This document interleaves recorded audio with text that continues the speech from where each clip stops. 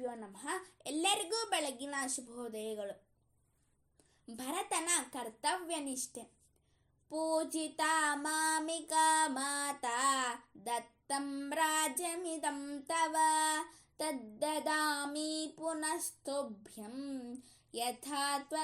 ಯಥಾ ತ್ವಮಂ ದದಾಮಮ. ಶ್ರೀರಾಮನಿಗೆ ಭರತನು ಹೇಳಿದ ಮಾತುಗಳಿವು. ಶ್ರೀರಾಮನೇ, ನನ್ನ ತಾಯಿಯನ್ನು ನಾನು ಗೌರವದಿಂದ ನೋಡಿಕೊಂಡಿದ್ದೇನೆ.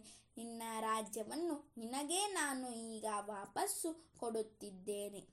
ಅಗ್ನಿಯಿಂದ ಶುದ್ಧಳಾದ ಸೀತಾದೇವಿಯನ್ನು ಶ್ರೀರಾಮನು ಸ್ವೀಕರಿಸುತ್ತಾನೆ.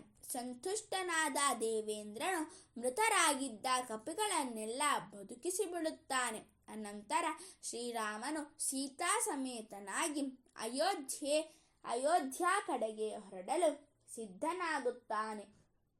ಆಗ ವಿಭೀಷಣ ಪುಷ್ಪಕ ವಿಮಾನವನ್ನು ಸಿದ್ಧಪಡಿಸುತ್ತಾನೆ.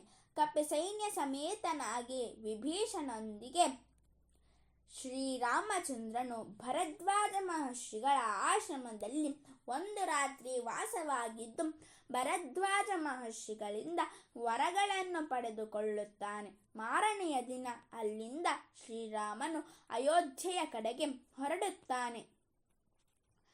ಆಂಜನೇಯನ ಮುಖಾಂತರ ಶ್ರೀರಾಮನು ಭರತನಿಗೆ ಸಂದೇಶವನ್ನು ಕಳುಹಿಸಿಕೊಡುತ್ತಾನೆ. ಸಂತೋಷದಿಂದ ಭರತನು ಶ್ರೀರಾಮನನ್ನು ಸ್ವಾಗತಿಸಲು ಸಕಲ ಏರ್ಪಾಡುಗಳನ್ನು ಮಾಡುತ್ತಾನೆ. ಅಯೋಧ್ಯ ನಗರಿಯನ್ನು ತಳಿರು ತೋರಣಗಳಿಂದಲೂ ಬಣ್ಣದ ದೀಪಗಳಿಂದಲೂ ಭರತನು ಸಿಂಗರಿಸುತ್ತಾನೆ. ಶ್ರೀರಾಮಚಂದ್ರನು ಪರಿವಾರ ಸಮೇತನಾಗಿ ಪುಷ್ಪಕ ವಿಮಾನದಲ್ಲಿ ಅಯೋಧ್ಯೆಗೆ ಬಂದೇ ಬೀಳುತ್ತಾನೆ. ಶ್ರೀರಾಮನನ್ನು ನೋಡಿ ಭರತನಿಗೆ ಪರಮಾನಂದವಾಗುತ್ತದೆ. ಆಗ ಶ್ರೀರಾಮನು ಪಾದಗಳಿಗೆರಿಗೆ ಭರತನು ಶ್ರೀರಾಮನಿಗೆ ಮೊಟ್ಟ ಮೊದಲು ಈ ಮೇಲಿನ ಮಾತುಗಳನ್ನು ಹೇಳುತ್ತಾನೆ. ನನ್ನ ತಾಯಿ ಕೈಕೇಯಿಯನ್ನು ಪ್ರೀತಿಯಿಂದ ನೋಡಿಕೊಂಡಿದ್ದೇನೆ. ನೀನು ನನಗೆ ವಹಿಸಿದ್ದ ರಾಜ್ಯಭಾರವನ್ನು ನಿನಗೆ ಈಗ ವಾಪಸ್ಸು ಕೊಡುತ್ತಿದ್ದೇನೆ. ಶ್ರೀರಾಮನೇ, ನಿನಗೆ ನಮಸ್ಕಾರ. ನೀನೇ ಇನ್ನು ಮುಂದೆ ಅಯೋಧ್ಯ ನಗರಿಗೆ ಮಹಾರಾಜನಾಗಿದ್ದೀಯ.